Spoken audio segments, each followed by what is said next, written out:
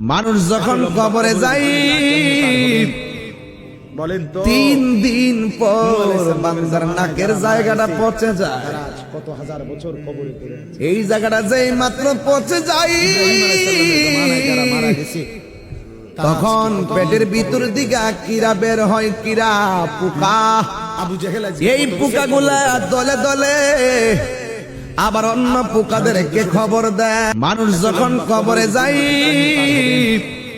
বলেন তো 3 দিন পর বান্দার নাকের জায়গাটা পচে যায়। কত হাজার বছর কবরে পড়ে আছে। এই জায়গাটা যেই মাত্র পচে যায় ইব্রাহিম আলাইহিস সালামের জমানায় যারা মারা গেছে তারা তখন পেটের ভিতর দিকে কিরা বের হয়, কিরা পোকা। আবু জেহেল আজকে এই পোকাগুলা দলে দলে আবার অন্য পোকাদেরকে খবর দেয়। মানুষ যখন কবরে যায় বলেন তো 3 দিন পর বান্দার নাকের জায়গাটা পচে যায়। কত হাজার বছর কবরে পড়ে আছে।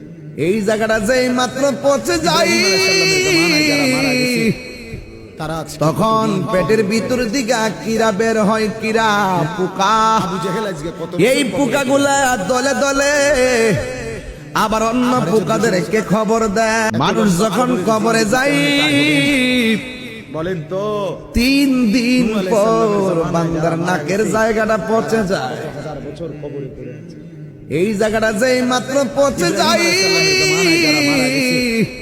তারা আজকে তখন পেটের ভিতর দিকে কিরা বের হয়, কিরা পোকা। আবু জেহেল আজকে কত বছর এই পোকাগুলা দলে দলে আবার অন্য পোকাদেরকে খবর দেয়। মানুষ যখন কবরে যায় বলেন তো 3 দিন পর বান্দার নাকের জায়গাটা পচে যায়। হাজার বছর কবরে পড়ে আছে।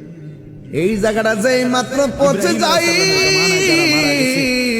তারা আজকে কত তখন পেটের ভিতর দিকে কিরা বের হয়, কিরা পোকা। জেহেল আজকে কত বছর এই পোকাগুলা দলে দলে আবার অন্য পোকাদেরকে খবর দেয়। মানুষ যখন কবরে যায় বলেন তো 3 দিন পর বান্দার নাকের জায়গাটা পচে যায়। বছর কবরে